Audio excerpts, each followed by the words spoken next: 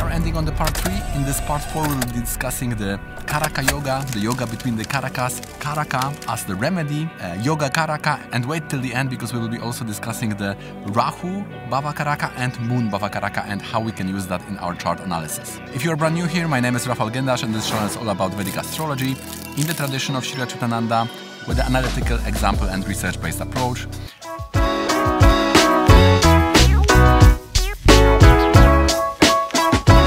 If you have found a dosha or affliction in the Vedic chart, then you may ask yourself what we can do about it. There is some problem in the chart, but how we can remedy this in an effective way. How we can correct this through the mantra.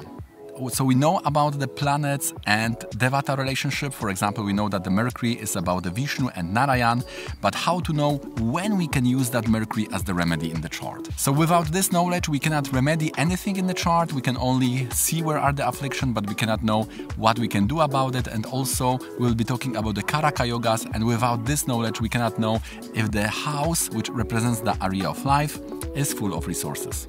For example, the 7th Lord may be well placed, but what is the relationship between that 7th Lord and Venus or Mercury? By this sambandha, you may know if the Karaka yoga exists in the chart. Or for example, you may have the malefics in the 4th house like Saturn, Rahu or Mars, Ketu in whichever house, and you may wonder if there is natural remedy in the chart, how big is the affliction, and if it's there, which mantra to use to remedy this problem.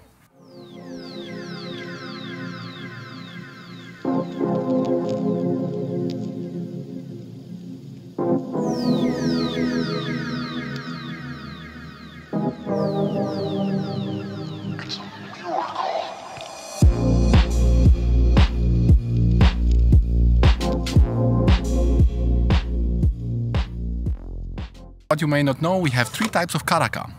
One is the Naisargika Karaka, which is the mental, the Stira Karaka, which is about the body, and also we have Chara Atma Karaka, which is about the soul, about the Atma. What we need those, because if we want to say something about the health, we are using the Stira Karaka. This is for health and even the death prognostication in astrology. If we want to say something about the spiritual mothers, then the Atma Karaka will be very important. For example, we are saying about the Ishta Devata in the 12th from Atma Karaka or about the Dharma Devata in 9th from the Atma Karaka. So also when we want to see about the mental enjoyment, we can see the moon. But if we want to say about the real deep experience, for example, of the mother, we have to see the Matri Karaka. Now when we are talking about the Karaka in the last videos, it was the Naisargika Karaka, and this is about the mental state. And here we are also entering the topic of the Karaka Yoga. This is when the Lord has a close sambandha with the specific and related Karaka. For example, 4th house has many Karakas. There is the property, which is the Mars, Ketu and Saturn. We have the mind and mother, which is the moon. We have also the vehicles, the cars, which is the Venus. So if the 4th Lord has a good sambandha, the good relationship, it can be Yuti or nice placement like Trikona, or it can be also the Drishti, then it means that we have the karma to be enriched. We have a lot of resources related to that specific Karaka. If it has good relationship with the Jupiter, there is a lot of spiritual learning. If it has good sambandha with the Mars, it's all about the property. With Venus, this is a cars. And the moon shows that someone is caring for us. It can be mother, and in a future life it can also be spouse. So we are getting the karma of having the caring spouse. This is when the 4th Lord has a good relationship with the moon. So whatever is in the Dushtana from the 4th Lord, it may show what our mental state is not enjoying. So this also show what we are losing in life or what is not sustainable for a big time. Where is the satisfaction lacking in our life? So if you like this video so far, please click the thumbs up. It doesn't cost you anything, but you are making me a big favor. It is making this video more visible on this YouTube platform so more people can access this video. Subscribe if you'd like to be notified about similar videos in the future. And now let's go back to this topic. Now the second point is about the yoga between the Karakas. The good example is the Rudra yoga. This is when moon has yoga with the Mars and Venus. And Mars and Venus specifically because the moon is debilitated in the Mars sign, Scorpio, and is exalted in the Venus sign, Taurus. So when moon has a connection to Mars or Venus, it means that the water, which is the blood in our body, is boiling. So this can, for example, bring the high pressure in the body. And also this combination in the dasha can bring serious diseases or even death. We have also yogas between the Karakas when the one planet is exalting the other. For example, if the Venus is with Jupiter, then this is like Venus is exalted because Venus is exalted in Pisces, which is the Jupiterian sign. And also very popular yoga is the Jupiter Ketu, which is the Parampara yoga. It gives the situation when one can learn from the specific, the Parampara, which is the succession of teachers and students. Now we are going to the point of the Karaka as the remedy. So if there is a problem in the house, there is a situation when the owner of the house, this is the example the Guruji was giving me many years ago, the owner of the house can pay the police to remove the criminals and also cleaners to make that place secure. So we know that there are two planets which can offer such remedy. One is the Lord and the second is the Karaka. For example, if you have problems in the fourth house, let's say you have Saturn and Rahu in the fourth house, let's say this is Cancer, so the moon can help you. If the moon is well placed, then moon can provide the remedy which can change the situation in the fourth house. This can totally improve your life in area related to that fourth house. This can be property or other matters related also to the lordship of these planets in the fourth house. And also the Karaka.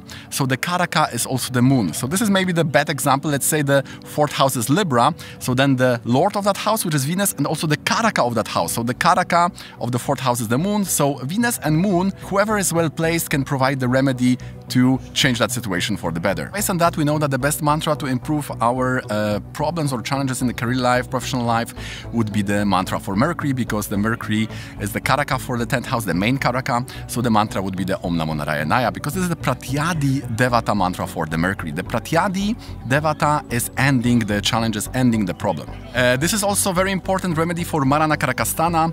So if you have the Marana Karakasthana position, the Sun in 12th, Moon in the 8th, Mars in the 7th, Mercury 4th and 7th, Jupiter in the 3rd, Venus in 6th, Saturn in the 1st house, Rahu in 9th, or Ketu in the 4th, then you can use the bhavakaraka of these houses. If they are well placed, then you can also use the Pratyadi Devata of this planet and use that mantra to improve that specific area of life. Also, we are here entering the topic of the Yogakaraka. So the Yogakaraka is automatic Raja Yoga. This is one planet which is related both Kendra and Trikona.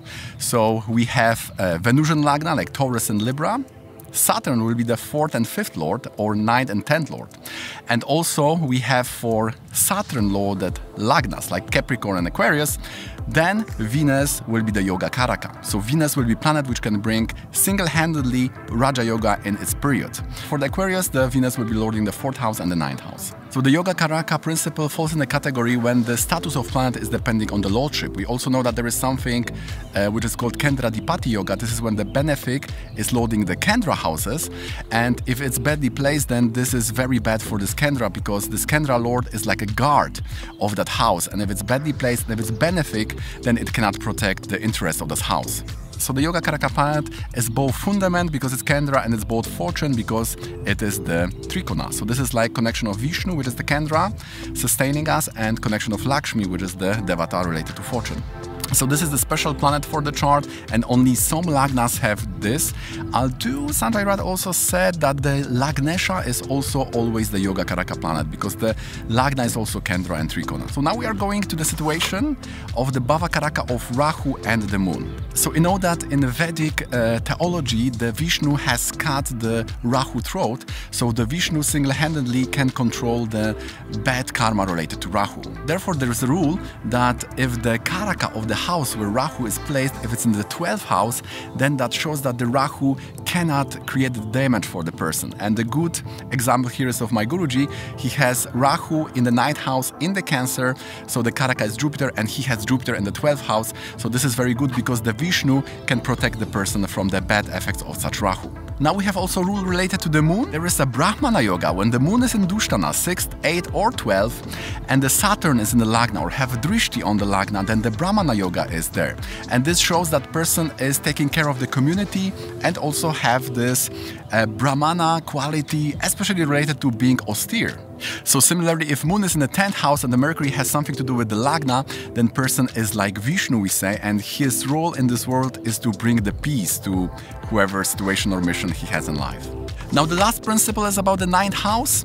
This is very interesting. We may ask what to do with the planets in the 8th house. One way is to treat it as the Karaka and then see the lordship related to that Karaka and see how this planet is placed in the chart. This is very important because if we miss that, we may not know what is controlling the fortune and direction in the life. For example, if the Mercury is in the 9th house, then we are seeing how the 10th lord is placed, and if Venus is in the 9th house, then we are seeing how the 7th lord is placed in the chart. If you would like me to help you find these yogas in your chart, then just please hit me up with the email below and we can schedule a consultation for you. Okay guys, so that's gonna be it from me. I hope you find it interesting and informative.